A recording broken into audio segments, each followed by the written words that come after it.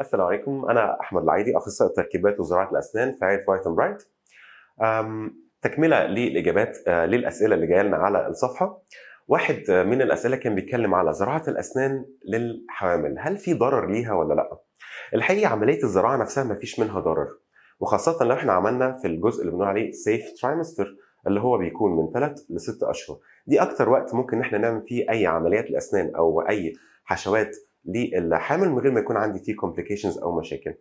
ولكن المشكله الاساسيه الموجوده مع زراعه الاسنان ان انا قبل ما بعمل الزراعه بعمل اشعه اسمها كوم بيم سي تي او اشعه مقطعيه، ودي بيكون فيها شيء من الاشعاع موجود، وبالتالي احنا بنحاول نتفاداه في حاله الحامل عشان ما يتعرضش الجنين لاي نوع من انواع الاشعه اللي ممكن ياثر على تكوينه في المستقبل.